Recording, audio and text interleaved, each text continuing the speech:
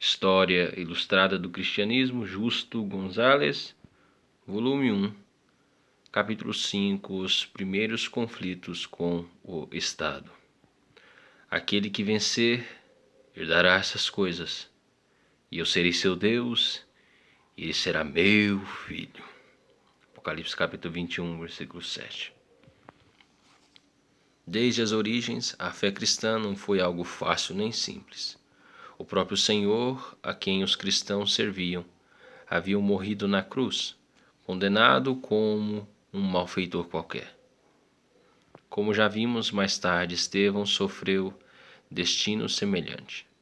Ao ser morto apedrejado depois de dar seu testemunho diante do Conselho dos Judeus. Algum tempo depois, o apóstolo Tiago era morto por ordem de Herodes. A partir de então até nossos dias, sempre existiram pessoas colocadas em situações nas quais tiveram de selar o testemunho com o seu sangue. Porém, nem sempre as razões e as condições da perseguição foram as mesmas. Já nos primeiros anos de vida da igreja, pôde-se ver certa evolução nesse sentido. A nova seita judaica. Os primeiros cristãos não criam que pertenciam a uma nova religião.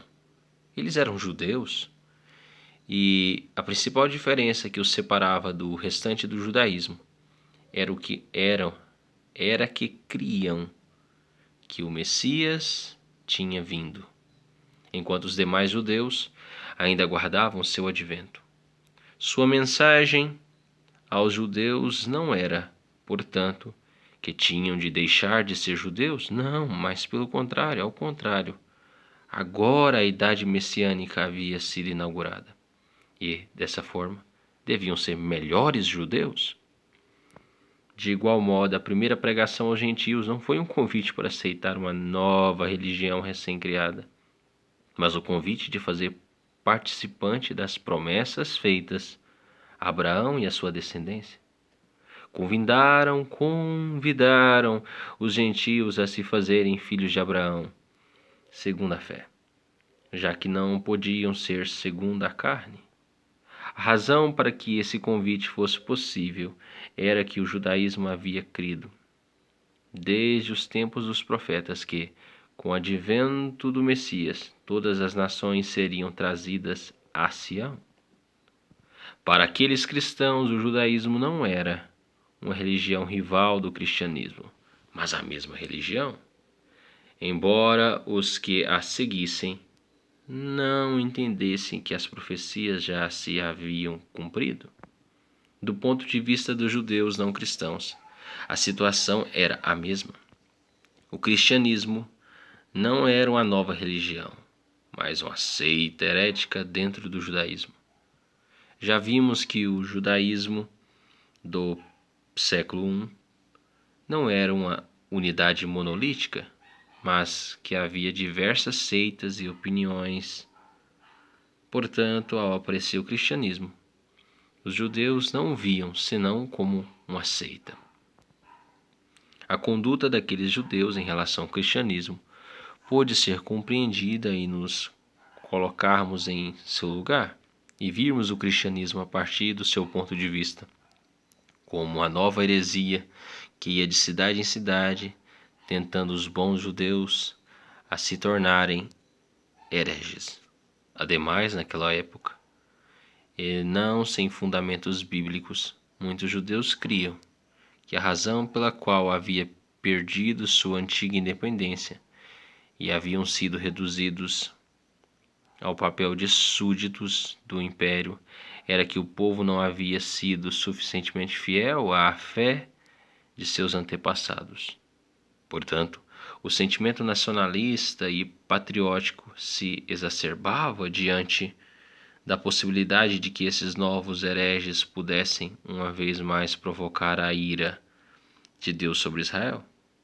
Por essas razões, em boa parte do Novo Testamento, os judeus perseguem os cristãos, que por sua vez encontram refúgio nas autoridades romanas. Isso se pode ver, por exemplo, quando alguns judeus em Corinto acusam Paulo diante do procônsul Gálio, dizendo que ele convencia os homens a render culto a Deus de um modo contrário à lei. Gálio responde: se de fato houvesse, ó judeus, algum afronta ou crime gravíssimo, com razão eu vos ouviria. Mas se são questões de palavras, de nomes e da vossa lei, cuidai disso vós mesmos, pois não quero ser juiz destas coisas. Atos 18, versículo 14 até o versículo 15.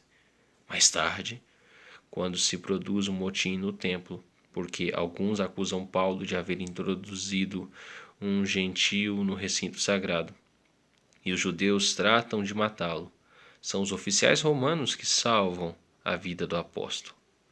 Logo, os romanos concordavam com os primeiros cristãos e com os judeus de que se tratava aqui de um conflito entre judeus. Sempre que não se produzisse um alvoroço excessivo, os romanos preferiam que os próprios judeus resolvessem essa classe de problemas. Contudo, quando o tumulto era demasiado, os romanos intervinham para restaurar a ordem e, às vezes, para castigar os culpados. Um caso que ilustra esta situação é a expulsão dos judeus de Roma pelo imperador Cláudio, por volta do ano 51. Em Atos 18, versículo 2, menciona essa expulsão, ainda que sem explicar as razões.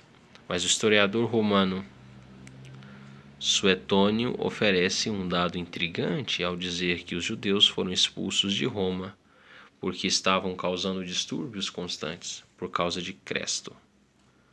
A maioria dos historiadores concorda que Cresto é o próprio Cristo, cujo nome teria sido mal escrito.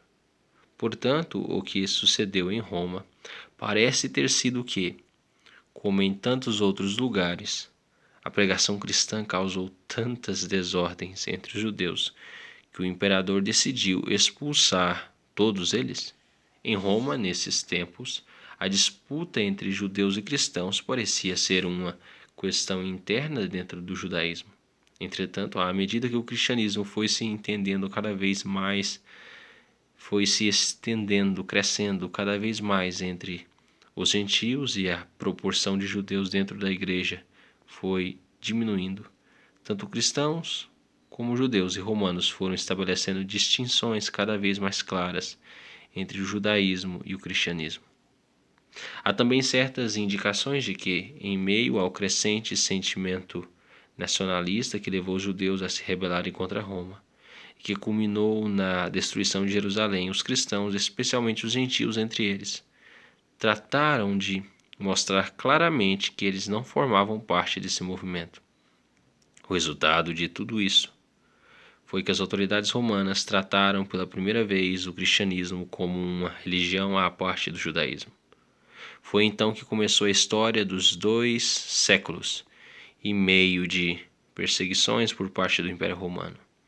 Nesse contexto, a perseguição sob Nero foi de enorme importância, não tanto por sua magnitude, mas por ter sido a primeira de uma larga série de crueldade sempre crescente. Mas, antes de passar a discutir a perseguição sob Nero, devemos assinalar um fato que teve consequências fatídicas para as relações entre os cristãos e os judeus através dos séculos.